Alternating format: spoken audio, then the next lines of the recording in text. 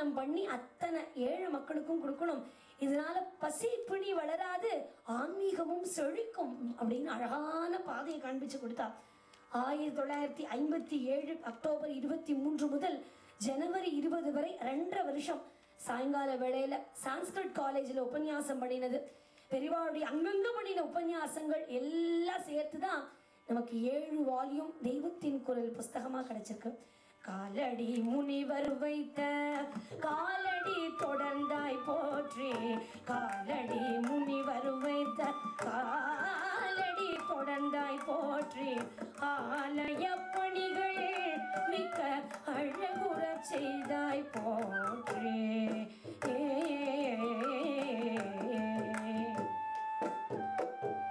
தெய்வத்தின் குரல் எடுத்து திருவுரை பகர்ந்தாய் போற்றி, தெய்வத்தின் குரல் எடுத்து திருவுரை பகர்ந்தாய் போற்றி, அற்புத கலைகள் யாவும் அழகுற வளர்த்தாய் போற்றி.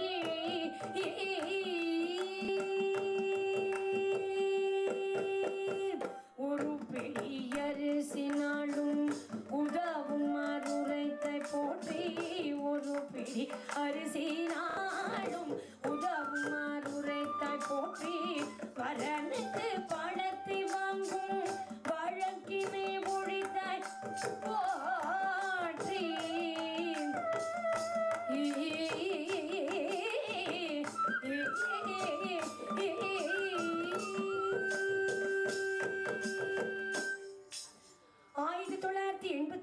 காஞ்சி மகாபீடத்துக்கு ஸ்ரீ சங்கர விஜயேந்திர சுவாமிகளுக்கு பட்டாபிஷேகம் பண்ணினா. இந்த பாட்டுல வந்தது காலடி முனிவர் வைத்த காலடி தொடர்ந்தாய் போற்றி. சத்தியமான வார்த்தை. ஆதிசங்கரர் கொடுத்த பாதையை தொடர்ந்து அடுத்த தலைமுறைக்கு கொடுக்கணும்னு ரொம்ப பிரயாசப்பட்ட பெரியவா. அத்தனை மக்களும் அதன்படி வாழ மாட்டாளான்னு ஏங்கினானே சொல்லலாம். அத்தனை பேரும் வாழணுமேன்னு ஆசைப்பட்டா, தாபப்பட்டா. ஒரு சமயம் ஒரு ட்ரஸ்ட் மூலமா பெரியவாளை பார்க்க பல பேர் போயிருக்கா. அந்த ஊர் கும்பாபிஷேக விஷயமா காஞ்சிபுரத்துக்கு வந்தாச்சு, மடத்துக்கு வந்துட்டான். ஒரு 7 பேர் போயிருக்கா. பெரியவா உள்ள இருந்தா யார் வந்திருக்கா அப்படின்னு கேட்டு யார் யாருன்னு பேரை சொல்ல சொன்னா. எல்லாரும் பேரையும் சொன்னா. ஒரு 6 பேரை சொல்லணுன்னே போர் நிறுத்துன்னுட்டா. அவளெல்லாம் உள்ள கூப்பிடு அப்படின்னு விட்டான். இந்த 7வது ஒருத்தர் நின்றுட்டே இருக்க. அவருக்கு பின்னாடி கூப்பிடுவா போல இருக்குன்னு நினைச்சுட்டார். அதுக்கப்புறம் புரியவே இல்லை, என்ன காரணம்னே தெரியல. போக போக இந்த 6 பேர்கிட்டையும் விடாம சிரிச்சு பேசிட்டு இருக்கானாம், சந்தோஷமா பேசிட்டு இருக்கானாம். இப்படி யாருக்கிட்டையுமே பேச மாட்டாங்கிற அளவுக்கு பேசிட்டு இருக்கானாம். ஆனா இந்த ஒருத்தரை அப்படியே படால்னு விட்டுட்டான். இதுக்கு ரொம்ப தாபமா இருக்கு. இத்தனை தூரம் வந்திருக்கோம், அவளோட தானே நம்மளும் வந்திருக்கோம். நம்மளை பார்த்து என்னன்னு கூட கேட்கல, என்னன்னு கூட கேட்க வேணாம், நிமிந்து பார்க்கலையே, நம்ம என்ன அப்படி தப்பு பண்ணிட்டோம். இது அவருக்கு தோண ஆரம்பிச்சதோ என்னவோ. முதல்ல வருத்தமாக தான் இருந்தது. நான் என்ன தப்பு பண்ணிட்டேன்னு அவருடைய மனசுக்குள்ள தோண ஆரம்பிச்சதோ என்னவோ. ரொம்ப தாபமா எடுத்து அழுகையே வந்துருத்து. பெரியவாவுடைய அணுக்க தொண்டரிடத்துல கேட்டேன், பரா என்ன ஆச்சுன்னே தெரியலையே, பெரியவா மேல என்ன கோவம், நான் என்ன தப்பு பண்ணிவிட்டேன், நான் எப்படி திருத்திக்கணும், நான் என்ன பண்ணினேன் கேட்டு சொல்லுங்கோடேங்கும் போது பெரியவா சொல்றா, அவனை பார்த்தாலே பாவண்டா போ சொல்லு. என்ன பண்ணினார் அப்படி பாவத்துக்கு? நான் ஒரு இடத்துலயும் சொல்றேன், வரனுக்கு பணம் வரதட்சணை வாங்கப்படாதுன்னு. இங்க மடத்துல வந்து பத்திரிகை கொடுக்கும்போது ரொம்ப நன்னா மண்டையை ஆட்டி தலையை அசைச்சு இப்படிதான் பரிவான்னு கொடுக்குறா. ஆனா இங்கேருந்து கிளம்பின உடனே என்னோட கட்டுப்பாட்டுல மீறி போயிடுறா. என்ன பண்றானே தெரியல. பெண்களை தெய்வமா போற்ற வேண்டாமா? அவளோட மாட்டு பொண்ணு எத்தனை தாபப்படுறா அப்படின்னாலாம். பின்னாடிதான் தெரிஞ்சது இவ்வளவு பவுன் போடுறான்னு பேசி வச்சுட்டா. அவள்கிட்ட அப்ப பணம் இல்லை, இவன் மிரட்டினதுனால பயந்து போயிட்டா. கல்யாண நாளும் வந்தது, என்ன பண்றதுன்னு தெரியல. ஏதோ கவரிங் நகையெல்லாம் போட்டு அமுச்சுட்டார். அப்புறம் கண்டுபிடிச்சிட்டான். பெரிய ஆக்ரோஷம் வந்துடுத்து. வீட்டை பிடிச்சி அந்த மாமனார் அந்த பொண்ணை வெளியேற்றும் போது அந்த பொண்ணை ஒரு நிமிஷம் கதறித்தான். நாங்க ஒன்றும் தப்பு பண்ணலையே, இந்த பணங்கிற ஒரு விஷயம் தான் இப்படி என்னோட வாழ்க்கையிலையும் விளையாடிட்டா. நான் என்ன பண்ணுவேன்? எனக்கு யாரு இருக்கா என்னை காப்பாத்த? இந்த படத்துக்கு தினமும் புஷ்பம் போட்டு இருக்கேனே, இந்த படத்துக்கு இத்தனை தூரம் நமஸ்காரம் பண்றேனே, அவர் என்னை காப்பாற்ற மாட்டாரான்னு இந்த பொண்ணு தாப்பப்பட்டுதான். பெரியவா யாருன்னே தெரியாது இந்த குழந்தை. இந்த வீட்டுல இந்த படம் இருக்கும், நமஸ்காரம் பண்ணி சாட்டாங்கமா கதறி கதறி அழறாளாம். என் வாழ்க்கையே போயிடுத்தேன், நான் என்ன தப்பு பண்ணினேன்? எனக்கு யார் காப்பாத்துவா? எங்க அப்பா அம்மாவால இந்த பிரச்சனையை தீர்க்கவே முடியாத. தெய்வம் வந்து எனக்கு பதில் சொல்லுமா? என்னை யார் காப்பாத்துவான்னு இந்த பொன் குழந்தை அழுது என்னவோ பெரியவாளுக்கு கேட்டு கொடுத்தோ என்னவோ. நான் சாயங்காலம் மடத்துக்கு போயிட்டு வரும்போது நீங்க இருக்கக்கூடாது அப்படின்னு சொல்லியிருக்க. அங்க அவரையே உள்ள வரப்படாதுன்னுட்டா பெரியவா. இந்த விஷயத்த சொல்லவும் அப்படியே நமஸ்காரம் பண்ணி, தெரியாம தப்பு பண்ணிவிட்டேன், மன்னிக்கணும் அப்படின்னு நமஸ்காரம் பண்ணி, உன் பிள்ளையும் மாட்டு பொண்ணையும் நாளைக்கு அழைச்சின்னு வா மடத்துக்கு, அந்த பொண்ணை பார்க்கணும், எத்தனை தாபப்பட்டா அப்படின்னு சொல்லும்போது தன்னோட மாட்டு பொண்ணுக்கு இருக்கிற பக்தி கூட தனக்கு இல்லையேன்னு ரொம்ப தாபப்பட்டாராம். பின்னாடி திருந்தாமையா போவர். பெரியவாளுடைய கழலடி தீக்ஷண்யம் பட்டவர். மற்றும் ஒரு சமயம் பெரியவா அழுத்தம் திருத்தமா சொல்றா, வரதட்சணை வாங்க வேண்டாம் நான் சொல்லிட்டு இருக்கேன், ஆனாலும் என்னை மீறி எல்லாரும் வாங்கிட்டு தான் இருக்கா. நீங்க என்னமோ பண்ணிட்டு போங்க, கடைசி பட்சம் வரதட்சணை எல்லாத்தையும் வாங்கிட்டு கடைசியில பத்திரிகையில மாத்திரம் காஞ்சி மகா சுவாமிகளுடைய பரம அனுகிரகத்தோடு, காஞ்சி பீடாதிபதிகளின் பரம அனுகிரகத்தோடுனாவது போடாம இருங்கோனே அப்படின்னு கடைசி பட்சம் கேட்கிறாளாம். இப்படி எத்தனை ஆயிரம் ஆயிரம் கோடி பேருக்கு பரம அனுகிரகத்தை பொழிஞ்சிருக்கா. இப்படி தன்னுடைய விஜய் யாத்திரையை முடிச்சுட்டு பாலபிரிவாளும் பட்டத்துக்கு வந்தாச்சு. 4/8/93 அன்னைக்கு பெரியவாளுக்கு கனகாபிஷேகம் பண்ணா. 2 பெரியவாளும் சேர்ந்து அத்தனை பேரும் தேவடோ ரக்ஷந்து என்னை காப்பாற்றக்கூடிய தெய்வம் நீயேன்னு கதரும் போது அத்தனை பக்தாளும் பண்ணின பாக்கியம், பெரியவாளுடைய கனகாபிஷேகம் பார்க்கக்கூடிய பாக்கியம். கனகாபிஷேகம் பண்ணக்கூடிய விருத்தாந்தம் நமக்கு எல்லாருக்கும் தெரியும். கனகாபிஷேகம் பண்ணிட்டா பெரியவா, பண்ணும்போது பெரியவா சொல்லிவிட்டா கனகாபிஷேகம்னு ஒன்றும் கோலாகலமா பண்ணக்கூடாது. பெரியவா தன்னுடைய ஜென்ம நட்சத்திரத்துக்கே அனுஷத்துக்கே பண்ணக்கூடிய ஹோமங்கள்லாம் பண்ணக்கூடாது அப்படிம்பா. பண்றதாருன்னா எல்லா நட்சத்திரத்துக்கும் சேர்த்து பண்ணு அப்படிம்பா.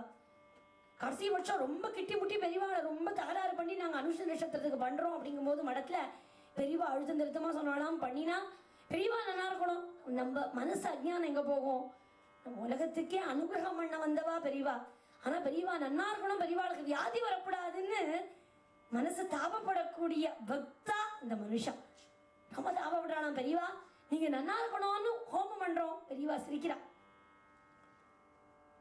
ஹோமம் பண்றோம் போது பெரியவா சொல்றா, சரி இதனுடைய தீர்மானம் என்னவோ லோகக்ஷேமார்த்தமா தான் இருக்கணுமே தவிர நான் நன்னா இருக்கணும்னு இன்னைக்குமே பண்ணப்படாது அப்படிங்கிற.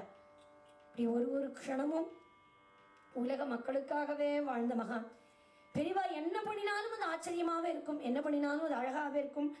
காஷ்ட மௌனத்தில் அசையாதிருந்தாலும், கடல் மடையாக கொட்டினாலும், இழுத்து இழுத்து பேசினாலும், பிரசாந்தமாக ஆழ்ந்த நித்திரையில் இருந்தாலும், ஜப பூஜைகளில் முத்திரை காட்டினாலும், ஆசீர்வாதத்துல க்ஷணகாலம் கண்களை அரைச்சிறுகி திறந்தாலும், தான் சொல்வதை தானே ரசிச்சுண்டு சுவைத்து சுவைத்து பேசினாலும், அவ்வப்போது பேசும்போது மோவாயை தடவி கொண்டாலும், நாசித்தண்டை விரலால் தட்டி கொண்டாலும், பெரியவாளுக்கே உரிய எந்த மேனரிசமானாலும் ஒன்னொன்னுத்திலையும் ஒவ்வொரு அழகை காட்டும் தன்னிகரில்லா திருவுருவம் பெரியவா.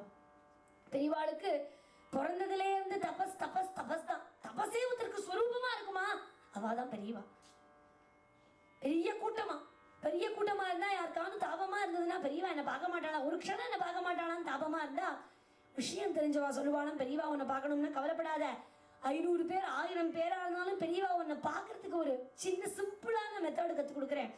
உறக்க விதிதா கில சாஸ்திர சுதா ஜலதே மகிதோபனிஷத் கதிதார்த்தனிதே ஹிருதயே கலயே விமலம் சரணம் பவசங்கர தேசிகமே சரணம். தோடகாஷ்டகத்தை உறக்க ஆரம்பிச்சா போறோம், எந்த இடத்துல இருந்து சத்தம் வருது அப்படின்னு எட்டி பார்ப்பாளாம், நிமிந்து பார்ப்பாளாம், அப்படியே நின்னுடுவாளாம் அந்த பக்தாளை பார்க்கறதுக்கு. பெரியவாளுடைய செவி பெரிது. நம்ம சொல்றோம் இவரோட காது பெருசுன்னு, நம்ம எல்லார் முறையீடுகளையும் கேட்கறதுக்காக தான் அவரோட காது பெருசா இருந்ததோ என்னவோ. எத்தனை கூட்டமானாலும் குதிகாலில் நின்றுட்டு பார்க்கணும் இன்னும் பார்த்துட்டே இருக்கணும்னு பெரியவாளை ஒரு அழகு ரூபியாக மகானாவதானே பாவிச்சது. இப்படி ஒரு பழம் தித்தித்திரு கையில் இனி ஒரு கனி வேண்டுமா, இப்படி ஒரு பழம் தித்தித்திரு இனி ஒரு கனி வேண்டுமா, முத்தமிழ் முழுதாய் சித்திரமான பின், முத்தமிழ் முழுதாய் சித்திரமான பின் மற்றொன்றை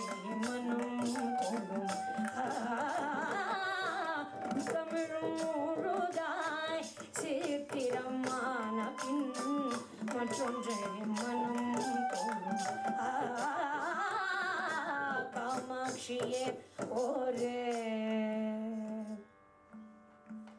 காமாட்சியே ஒரு கைதண்டம் தோள் சுமந்து காமாட்சியே ஒரு கைதண்டம் தோள் சுமந்து காட்சி தந்தாளோ இப்படி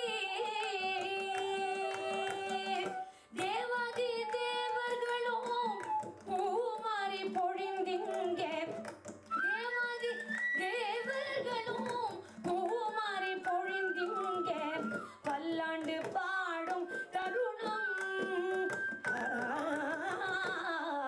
நூற்றாண்டு நிறைந்த ஸ்ரீ சந்திரசேகரேந்திர நூற்றாண்டு நிறைந்த ஸ்ரீ சந்திரசேகரேந்திர பாதாரவிந்தம் சரணம் திருபாத கமலம் சரணம்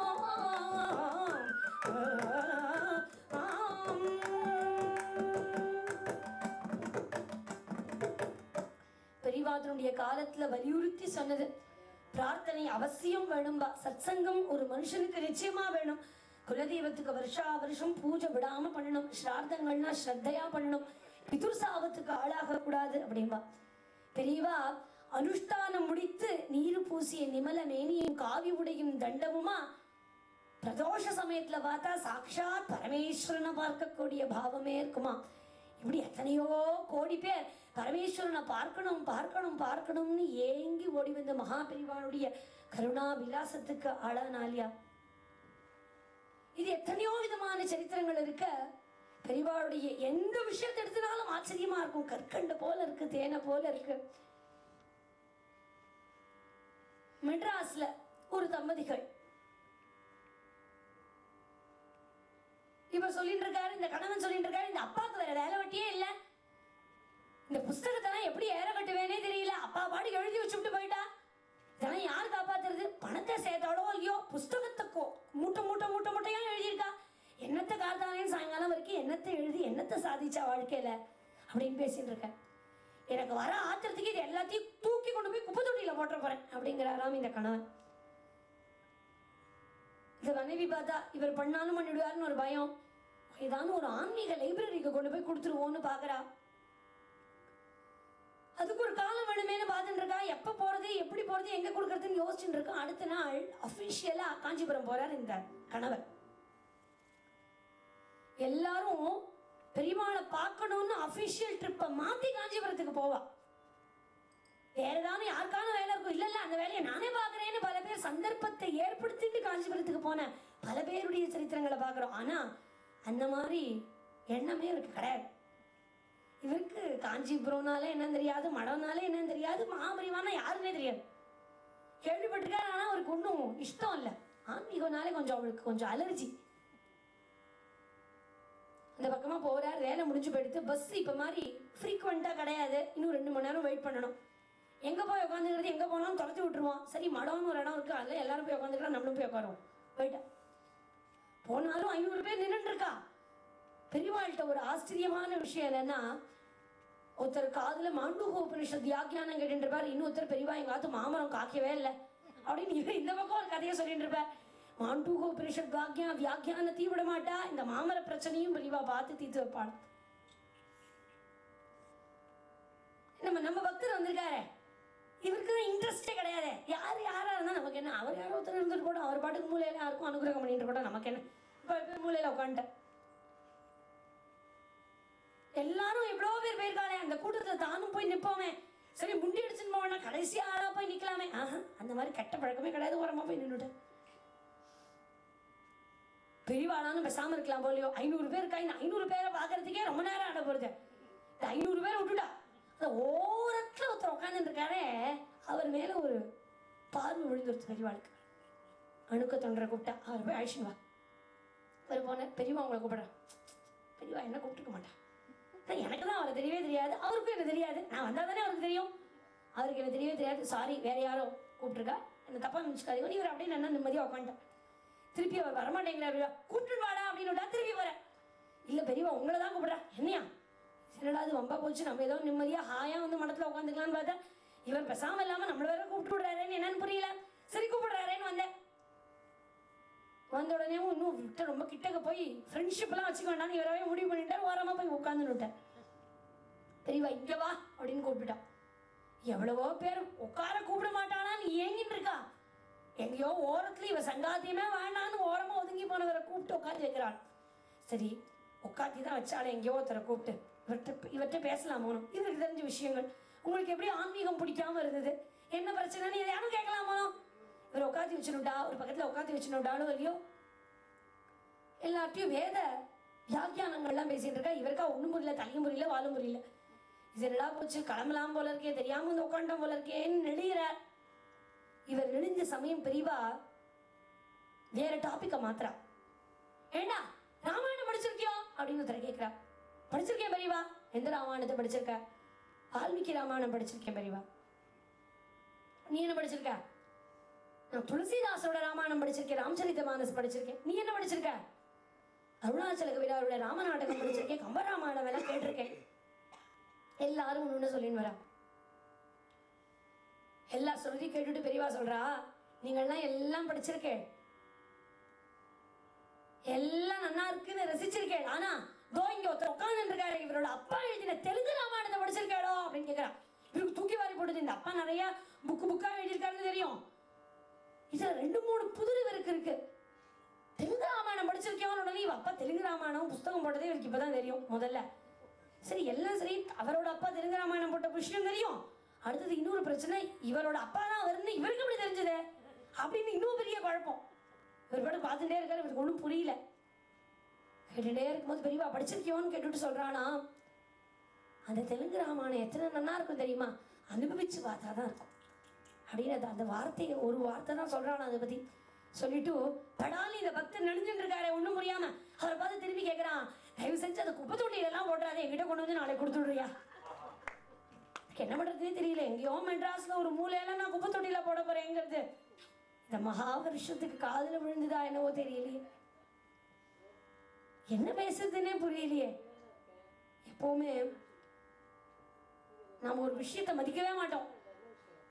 ஆனா அந்த விஷயத்தை யாராலும் ஒருத்தர் கேட்டுட்டாங்கன்னா அதுக்கு மவுசு ஏறி போயிடும். தரவே கூடாது. இல்ல அதுக்கு நான் அது பண்ணுவேன் இது பண்ணுவேன்னு சொல்லுவோம் இல்லையா. ஆனா மகாபரிவாள்கிட்ட அதை பண்ண முடியல அவருக்கு. ஏன்னா இவருக்கோ இந்த புஸ்தகம்னா அலர்ஜி. அவரோ கேட்டுட்டார். அடுத்த நாள் கிளம்பினார். அந்த புஸ்தகத்தை எடுத்து கண்டுபிடிச்சு மூட்டை மூட்டையா எடுத்து வச்சு நேர கொண்டு போய் பெரியவாள்கிட்ட காத்தால காஞ்சி மடத்துக்கு போற கொண்டு போய் கொடுக்குற. எல்லாரும் நிறைய பேர் உட்கார்ந்துட்டு இருக்கா. இந்த புஸ்தகத்தை பார்த்த உடனே பெரியவாளுக்கு ரொம்ப சந்தோஷம். இந்த புஸ்தகத்தை கையில வாங்கின உடனே பெரியவா அந்த கூட்டத்தை வந்து படாலும் எழுதினாலாம், கதவை சாதி தாப்பா போட்டுனாலாம். போறதுக்கு முன்னாடி சொல்றா, இவ அப்பா எப்படி அனுபவிச்சு ரசிச்சு பாடினாரோ அப்படியே பாடணும்னு ஆசைப்படுறேன் அப்படின்னு. எப்படி பாடினாரோ, எப்படி பாடினாரோ அடியார், அப்படி பாடணும் ஆசை கொண்டேன் சிவமே. எப்படி பாடினாரோ பாடினாரோ பாடினாரோ.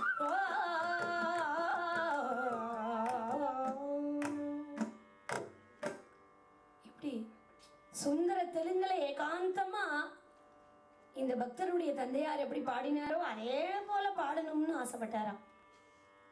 சுலபமான வழியை சொல்லிக் கொடுப்பா, ஒன்றும் கஷ்டமாவே இருக்காது. ஒரு பக்தர் ரொம்ப தாபப்பட்டார், பெரியவா சஷ்டியுப்த பூர்த்தியே பண்ணிக்க முடியல, எனக்கு ரொம்ப தாபமா இருக்குன்னு சொல்லும் போது பெரியவா சொல்றா, கஷ்டப்படாத, 60 கோவிலுக்கு போயிட்டு வா, அதுவே சஷ்டியுப்த பூர்த்தி பண்ணின பலனை உனக்கு கொடுத்துரும். கஷ்டப்படாத, உனக்கு வைதிக செலவு பண்ண முடியலையேன்னு 60 கோவிலுக்கு போயிட்டு வா அப்படின்னாலாம். பெரியவா ஒரு சமயம் தியானத்துல இருக்கா. பக்தாள்கிட்ட சொல்லிவிட்டா, இந்த கதவை திறக்க வேண்டாம், நான் தியானத்துல இருக்கேன்னு சொல்லிட்டா. இந்த பண்ணாதனாலும் நமக்கு பண்ணணும்னு ஒண்ணும் இல்லை, என்னதான் இருக்கு பாத்துருவோமே அப்படின்னு ஒரு ஆசை வரும் இல்லையா. அது என்ன மனுஷனும் விதிவிலக்கு இல்ல. வர வேண்டாம்னு அதுதான் தெரிஞ்சது, கண்டிப்பா போய் ஆகணும்னு ஒரு பக்தருக்கு. இப்படியே இருக்க கொஞ்ச நேரம் ஆச்சு. சரி பார்க்கதான் பார்ப்போம், சரி கதவை திறந்தா தெரியும், லேசா ஜன்னலையானு திறந்து பார்ப்போம் அப்படின்னு லேசா திறந்து பாக்குறாராம். பார்த்தா ஆச்சரியப்படுறார். 15-16 கருந்தேள்கள் அப்படியே பெரியவாளை சுத்தி வட்டமிட்டு இருக்கான். அப்படியே ஏதோ ஒரு பார்டர் போட்ட மாதிரி அந்த தியானத்துக்கு அப்படியே ஈர்க்கப்பட்டது போல அப்படியே சுத்தி இருக்கான். பெரியவா ஆத்மார்த்தமா தியானத்துல இருக்கா. சர்வம் பிரம்மமயம்ங்கிற தத்துவத்தை தான் இது காமிக்கிறதோ என்னவோ தெரியல. மற்றும் ஒரு சமயம் பெரியவா தியானத்துல இருக்கும்போது வரவேண்டான்னு சொன்னதையும் மீறி ஒரு பக்தர் பார்க்கிறார். பரமேஸ்வருடைய நாகாபரணமான சர்ப்பமே பெரியவாள்கிட்ட இருக்கான். இவர் பார்த்தார். பார்த்த உடனே இவருக்கு விக்கிச்சு படுத்து, அதனால்தான் என்னவோ பார்க்க வேண்டாம்னு சொல்ல வேண்டாம், ஜுரம் வந்துடுச்சு. அடுத்த நாளே மடத்து பக்கமே வரலையாம். பெரியவா வர வேண்டாம்னு சொன்னதுனால யாரும் பார்க்கலன்னு இவளும் பெரியவாளுக்கு தெரியாதுன்னு நினைச்சிட்டு இருக்கா. பார்த்தது என்ன பெரியவாளுக்கு தெரியாமையா இருக்கும். எங்கடா அவனை காணல அப்படின்னு கேட்கிறா. பெரியவா அவரால் முடியல. என்னடா பார்க்க கூடாதது எதையானு பார்த்துட்டானா அப்படின்னு கேட்கிறானா. அப்பதான் அவருக்கு தெரிஞ்சது, இவளுக்கு பெரியவாளுக்கு தெரிஞ்சு எடுத்து போல இருக்கு. பெரியவாளுக்கு தெரியாத என்ன இருக்கும் உலகத்துல. நம்மளுடைய அஜ்ஞானம் பெரியவாளுக்கு தெரியாம பண்றோம், தெரிஞ்சு பண்றோங்கிறதெல்லாம் நம்முடைய மனசை பொறுத்த விஷயங்கள் இல்லையா. சர்வஜன், சர்வவியாபி, சர்வானுகிரக பூஷிதன் அவர் தானே. பிரத்யக்ஷமான அனுகிரகத்துல மற்றும் ஒரு சமயம் பெரியவா மத்தியான சமயம் காணும். எங்க போனானே தெரியலையே அப்படின்னு எல்லாரும் எங்க போனானே தெரியலையேன்னு தேடிட்டு இருக்கா. ஒரு 4 பேரா பிரிஞ்சு பிரிஞ்சு பிரிஞ்சு பிரிஞ்சு போய் தேடுறா. ஒரு 3 பேருடைய கண்ணுக்கு பெரியவா பட்டாளாம். எப்படி இருக்காளாம் பெரியவா? அப்படியே ஒரு முள் புதர்ல புரண்டு இருக்காளாம். முதுகெல்லாம் அப்படியே ரத்த விளாரா கிடக்கு. பெரியவா நாங்க என்ன பண்ணிவிட்டோம், என்னதுக்காக இப்படி நீங்க முள் புதர்ல புரளணும், அப்படி முதுகெல்லாம் ரத்த விளாரா கிடக்க அப்படின்னு கேட்கும்போது பெரியவா சொல்றா, வேத பாடசாலையில துஷ்டத்தனம் பண்ணின ஒரு குழந்தைய தொடப்பக்கட்டையால் இங்க வேலை பார்க்குறம்மா அடிச்சுட்டா. வேதம் பிடிக்கிறது எப்பேற்பட்ட காரியம். லோகக்ஷேமார்த்தம்னா அந்த குழந்தைகள் பிடிக்கிறா. ஒரு இடத்துலையும் எந்த இடத்துக்கு போனாலும் உங்க குழந்தையோட வேதம் படிக்க வைங்கோ. உலகத்துல ஒரு மாயை உண்டு. ஸ்கூல் ஃபீஸ் கட்டுறதுக்கு பணம் இல்லையா, வேத பாடசாலையில விட்டுரு அப்படின்னு. ஏதோ வேதம்ங்கிறது ஒரு நிஷேதம் மாதிரியும், இது ஸ்கூலுக்கு முடியாதவா, படிக்க முடியாதவா, படிக்க ஃபீஸ் கட்ட முடியாதவா, ஒன்றும் மூளை இல்லாதவா தான் வேதம் படிக்கணும் அப்படிங்கிற ஒரு நிலைமையெல்லாம் இருக்கும்போது பெரியவா அந்தந்த இடத்துல அதை சுட்டி காமிக்க மறுக்கல.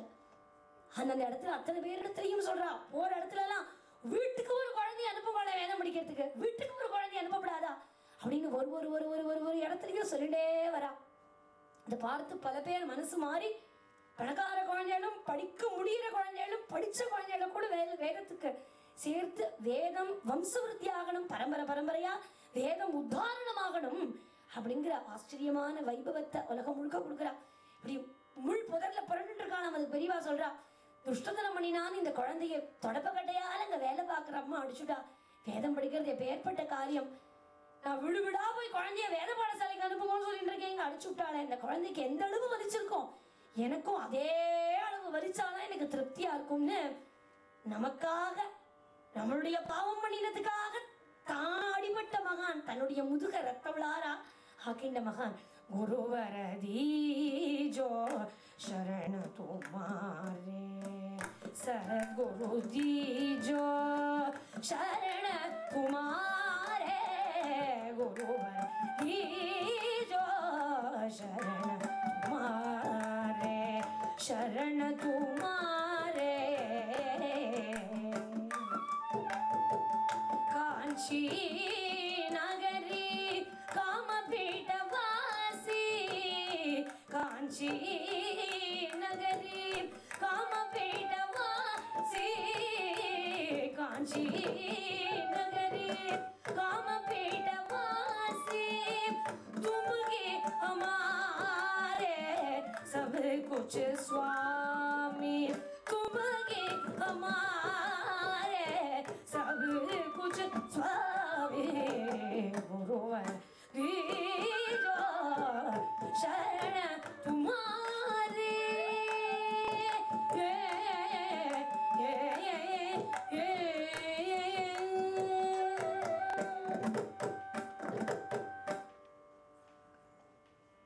இப்படி ஆச்சரியமான பல விஷயங்கள் உண்டு. பெரியவாளை பார்க்கணும் பார்க்கணும் பார்க்கணும்னு எத்தனை கோடி பேர் எங்கினாலோ அத்தனை பேருக்கும் பரமானுகிரகம் பண்ணின மகான். நிறைய நகைச்சுவை உணர்வுக்கும் பெரியவா இடத்துல குறைச்சலே கிடையாது. ஒரு சமயம் ஒரு பக்தர் பார்த்தாராம், பெரியவாள்கிட்ட ஒரு நல்ல சர்டிபிகேட் வாங்கிப்போம் அப்படின்னு பார்த்தாராம். அதனால பெரியவாள்கிட்ட சொல்றாராம், பெரியவா புள்ள பாக்குறதுக்காக, பிள்ளைய பாக்குறதுக்காக லண்டனுக்கு போயிருந்தேன், அப்பவும் அமாவாசை தர்ப்பணத்தை விடாம பண்ணினேன் அப்படிங்கிறார். பெரியவா பலே பேஷ் அப்படின்னு சொல்லுவா. பரவாயில்லையே, கர்மாக்களை விடாம பண்ணிருக்கேன் அப்படின்னு சொல்லுவாங்க. பெரியவா எல்லாரும் இருக்கும்போது சிரிச்சுனே சொல்றாங்க, ஓஹோ நீ கடல் தாண்டினதும் இல்லாம பித்ருக்களை வேற கடல் தாண்ட வச்சுட்டியாகும் அப்படிங்கிறது இவருக்கு என்ன சொல்றதுனே தெரியலையா. அப்படியே விக்கிச்சு போய் நிற்கிறான். மற்றும் ஒரு சமயம் ஒரு பொண்ணுக்கு கல்யாணம். இந்த பொண்ணா மூக்கு குத்திக்க மாட்டேங்கிறது. அப்ப குத்திக்கணுங்கிறது ஒரு கட்டாயமா இருந்த காலகட்டம்ங்கிறதுனால இந்த பேச்சு. இந்த அம்மாவுக்கும் ரொம்ப ஆசையா இருக்கு, எல்லாம் பண்ணி வச்சிருக்கேன் பெரியவா, ஒன்னும் குத்திக்க மாட்டேங்கிறேன், என்ன பண்ணாலும் புரியல. சரி கடைசி பட்சம் பெரியவாள்கிட்ட போய் பெரியவா சொன்னா கேட்கறாளா என்னன்னு பாத்துருவோம் அப்படின்னு இந்த அம்மா இந்த பொண்ணுக்கு தெரியாம நைஸா பெரியவா கிட்ட சொல்லிட்டு வந்துட்டா. பெரியவா சொன்னா ஓ அப்படியா சரி பாத்துப்போம் அப்படின்னு. பெரியவா என்ன ரொம்ப லைட்டா எடுத்துனுட்டா. அம்மாவுக்கு ஒரே பயம். சரி பரவாயில்ல, குத்தினா குத்திக்கோ, குத்திக்கலன்னா போன்னு சொல்லிட்டான்னா இவ அதையே சாக்க வச்சு குத்திக்காம இருந்துருவாள் என்ன பார்த்துட்டே இருக்கா. இந்த பொன் குழந்தைய அந்த அம்மா எங்கேயோ போயிட்டா, பொண்ணு இங்க முன்னாடி முன்னாடி ஃபர்ஸ்ட் ரோல உட்கார சொல்லிட்டா. இந்த பொண்ணு உட்காந்துருச்சு. கொஞ்ச நேரம் ஆச்சு. அப்போ இருந்த அமைச்சர் சிஆர் பட்டாபிராமன் அவருடைய மனைவி வரா. அவருடைய மனைவிய பார்த்தவாளுக்கு தெரியும். அப்படியே ஜெகஜோதியா அகிலாண்டேஸ்வரிய பார்த்த மாதிரியே இருக்குமா. அப்படியே வைர புல்லாக்கு, ரெண்டு பக்கமும் வைர வேசரி, மடுசார் கட்டின்னு வருவா. வந்த உடனே இந்த மாமி இடந்துடுறா. கரெக்டா இந்த பொண்ணு பக்கத்துல ஒரு சீட்டு காலியா இருந்தது, அங்க உட்காந்துட்டா. ஒரு 5 நிமிஷம் பேசாம இருந்தா பேசாம பார்க்கலாம்.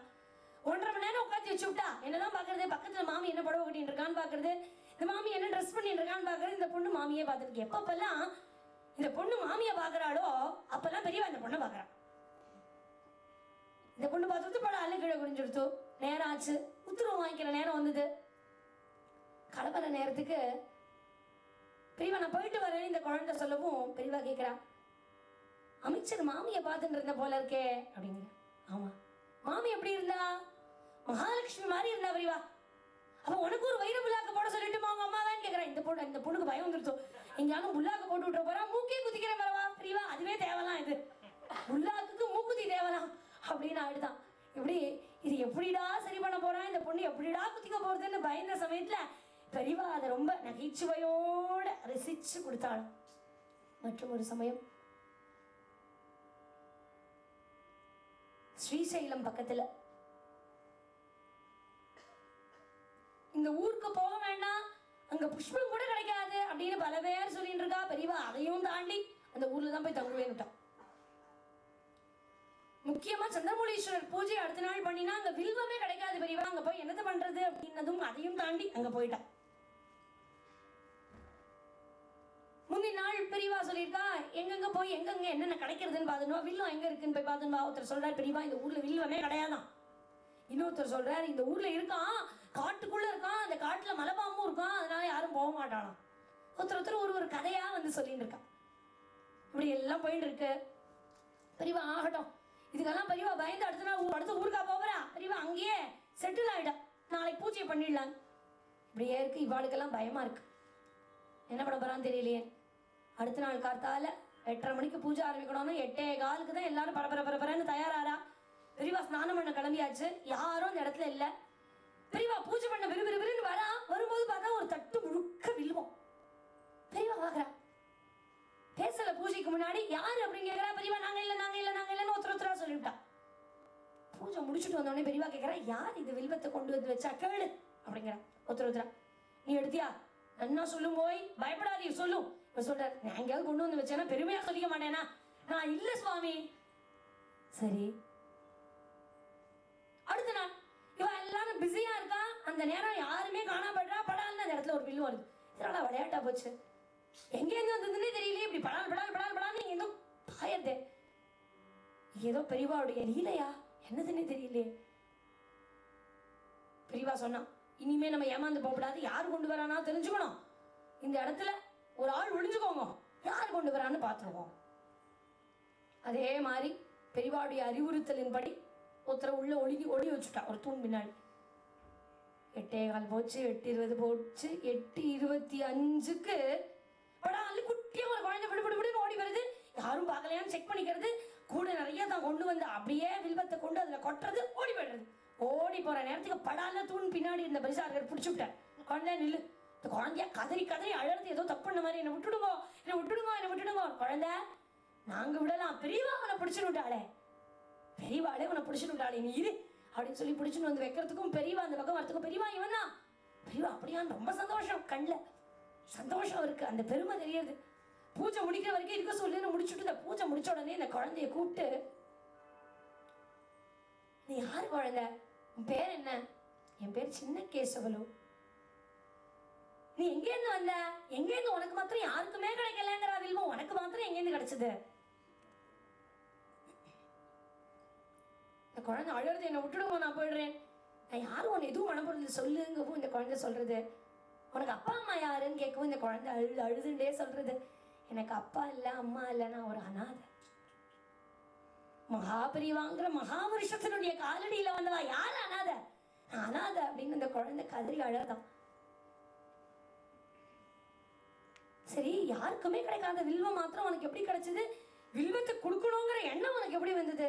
எங்க அப்பா எந்த சாது வந்தாலும் இங்க சாதுர்மாசிய விரதம் இருப்பா, அதனால நீ தினமும் வில்வத்தை கொண்டு போய் கொடுனாரு. எங்க அப்பா இதே மாதிரி ஒரு சாதுக்கு கொடுக்கும்போது மரணம் அடைஞ்சுட்ட.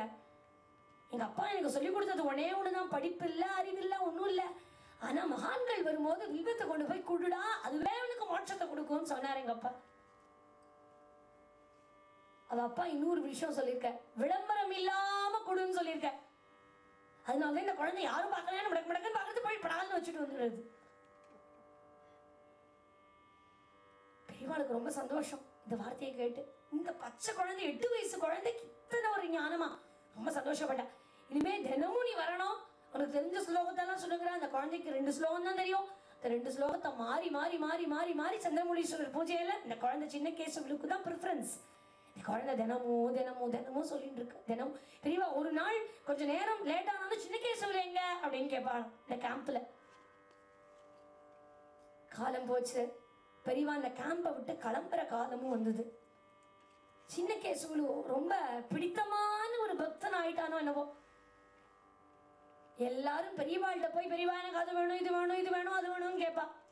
பெரியவா யாரை பார்த்தும் அப்படி கேட்டதில்லை. இந்த குழந்தைய பார்த்து கேட்கறாங்க, குழந்தை உனக்கு என்ன வேணும் சொல்லு, உனக்கு என்ன வேணும் அப்படின்னு கேட்கவும் ஒரு விளையாட்டு போக்கில் இந்த குழந்தை சொல்றதா, நீங்க கிளம்புற நாள் அன்னைக்கு நான் உங்களுக்கு சொல்றேன் அப்படின்னு எடுத்தோம். ஒரு நாளும் பெரியவாளோட அரிதா இந்த குழந்தை கழிக்கிறது. கடைசி நாள் வந்தது, கிளம்புற நாள் வந்தது.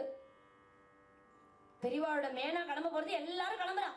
அப்படியே ஜெய ஜெய சங்கர் ஹரஹர சங்கரங்கிற கோஷம், எல்லாரும் கிளம்பியாச்சு. கிளம்புற நேரத்துல மேனா நிக்கிறது போல பெரியவா கூப்பிடுறா, சின்ன கேசவல கூப்பிடு அப்படிங்கிற. இந்த குழந்தை எங்கேயோ ஓரமா ஒளிஞ்சுன்னு வருதான் வெளியில. சின்ன கேசவல கடைசியில நான் கிளம்பும் போது என்னமோ கேட்கிறேன், நீ என்ன வேணும் உனக்கு?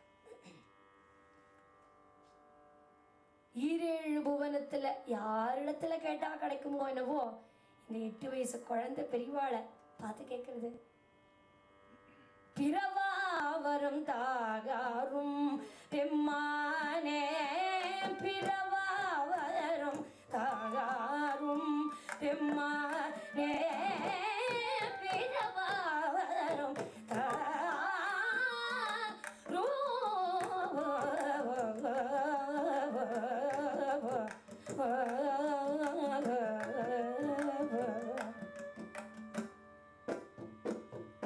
இந்த குழந்தை பெரியவாடத்துல கேட்கறதான், பெரியவா எனக்கு அடுத்த ஜென்மம்னு இருக்கக்கூடாது.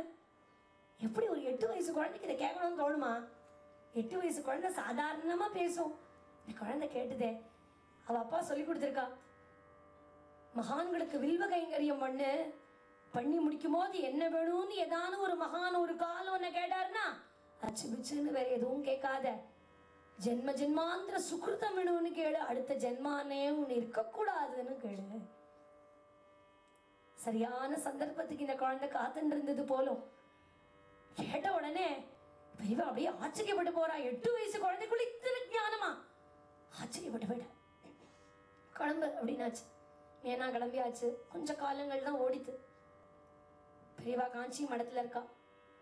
இருந்த போது கிளம்புறதுக்கு முன்னாடி ஏற்கனவே அந்த ஊர் பிரமுகர், முக்கியமான பிரமுகரை கூப்பிட்டு சொல்றா, இந்த குழந்தையின் பொருட்டு எந்த விஷயம் நடந்தாலும் ஸ்ரீமடத்துக்கு உடனடியா தந்தி அனுப்பணும்னு சொல்லியிருக்கான். காலங்கள் ஓடித்து. மடத்துல இருக்கா பெரியவா. இப்போ ஒரு தந்தி வருது. அந்த தந்தியை திறந்து பார்க்கறா. திறந்து பார்த்த பெரியவா படால அதை மூடி வச்சுட்டு மௌனமாயி உள்ள தியானத்துக்கு போயிடுறா. எல்லாரும் என்ன அந்த தந்தியில இருக்குன்னு பார்க்கவும் நமக்கு எல்லாமே ரொம்ப தாபமா இருக்கும். எந்த 8 வயசு குழந்தை தாபத்தோட அடுத்த ஜென்மான்னு ஒண்ணு இருக்கக்கூடாதுன்னு தாபப்பட்டுதே, அந்த குழந்தையின் பொருட்டு வந்த தந்தி அது. அந்த தந்தியில் இருக்கக்கூடிய விஷயம்,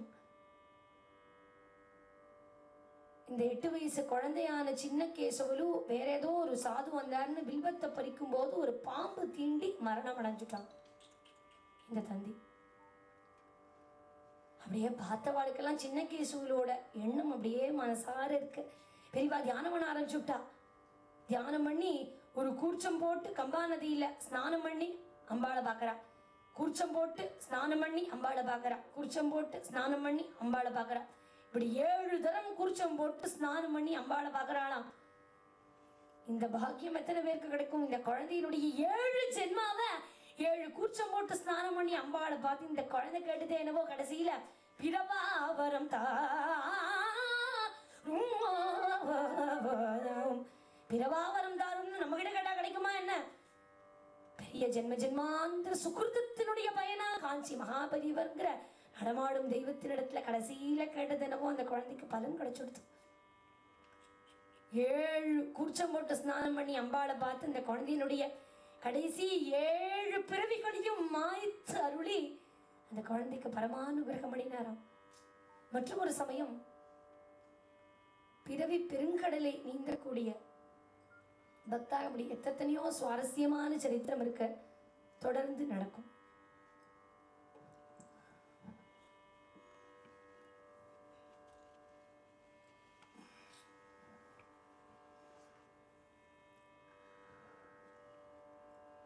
மகாபெரியவருடைய புகழை பாடிட்டே இருக்கலாம். இங்கேயும் ஒன்று நடந்திருக்கிறது. இன்னைக்கு ஒரு ப்ரோக்ராமுக்கு 2 ப்ரோக்ராம். யாரை கூப்பிட்டோம்னா கிருஷ்ணமூர்த்தின்னு சொல்லி நம்முடைய சங்கத்தின் முதுகெலும்பாக இருந்து நம்ம இயக்கி கொண்டிருக்கின்ற பேங்க் ஆஃப் இந்தியாவுடைய ஏஜிஎம்மை கூப்பிட்டோம். வாட்டு கேட்குறாரு. அவரால் வர முடியல, அவர் யூஎஸ் கிளம்பி போயிட்டார். லோக் அதாலத் மெம்பர் நாராயண் விஸ்வநாத் அவர்களை கூப்பிட்டோம். அவரும் யூஎஸ் கிளம்பி போயிட்டார். இது என்னடா பண்ணுறது? ஒரு நம்முடைய சங்கத்தில் எந்த விழா நடத்தினாலும் ஒரு சிறப்பு விருந்தினரை கூப்பிடணும் நினைக்கிறோமே, என்ன பண்ணுறதுன்னு மறுபடியும் கிருஷ்ணமூர்த்திக்கே ஃபோன் பண்ணி சொன்னோம். சந்திரசேகரருடைய சரித்திரத்தை நாம் சொல்லுகின்ற பொழுது இங்கே யாரா முதன்மை விருந்தினர் வரணும், திரு சந்திரன் வரணும்னு சொல்லி பேங்க் ஆஃப் இந்தியாவுடைய ரிட்டையர்டு ஏஜிஎம் மற்றும் டிசிஎஸில் கண்ட்ரி ஹெட்டாகவும் இருந்த திரு சந்திரன் அவர்கள் வந்திருக்கிறார். பல்வேறு வேலைகளுக்கிடையே அவர் இங்கே வந்திருக்கிறதுனால அவர் சில வார்த்தைகளை சொல்லி கிளம்பணும்னு சொன்னதுனால தான் இந்த சரித்திரத்தை ஒரு 2 நிமிஷம் ஒத்தி வைக்கணும்னு நினச்சோம். என்ன கோயின்சிடன்ஸ் பாருங்கள். ஒரு சில நேரங்களில் நாமும் இதை அனுபவித்தது உண்டு. அனுஷத்தில் பிறந்தா ரொம்ப நல்லதுன்னு சொல்லுவாங்க. தயவுசெய்து யாரும் அனுஷத்தில் பிறக்கணும்னு நினைக்காதீங்க.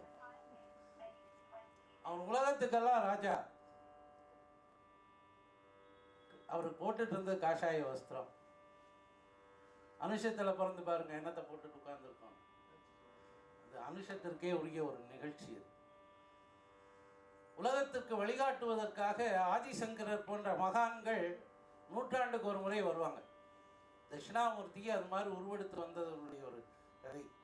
எனக்குரிய ஒரு மாதத்துக்கு முன்னால் காரில் போக முடியலன்னு ஆழ்வார்பேட்டை பஸ் ஸ்டாண்ட் நின்று எல்லா ஆட்டோவுக்கும் கை போட்டு நிறுத்தினேன். எந்த ஆட்டோவும் நிறுத்தலை. சின்மியா நகரா கோயம்பேடா நான் வரலன்னு பண்ணும்போது ஒரு ஆட்டோ நின்னது. எனக்கு என்ன ஆச்சரியம்னா ஆட்டோவில் பெரியவா சரணம்னு எழுதியிருந்தது. சரி, இந்த ஆட்டோ நிச்சயமாக நம்ம தாடி நிச்சயம் பார்த்தா நிற்கும்னு நினச்சி கையை போட்டு நின்னாங்க. ஏறினோன்னா அந்த வண்டியில் பூரா பெரியவருடைய ஸ்பீச்சு அந்த ஆட்டோவில் பூராமே அப்படியே போட்டுட்டு போயிட்டே இருக்கு. அந்த டேப் ரெக்கார்டில் ஆட்டோவில் பெரியவாவுடைய ஸ்பீச். நான் கேட்டேன், என்னையா உனக்கும் பெரியவாவுக்கு என்ன சம்மந்தம்? உன்னை பார்த்தா பெரியவா சம்மந்தம் இருக்கான்னு கேட்டால், என்னை சின்ன வயது அவங்க அப்பா அம்மா அவன் சொன்ன கதை மாதிரி அப்பா அம்மா இல்லை, காஞ்சிபுரம்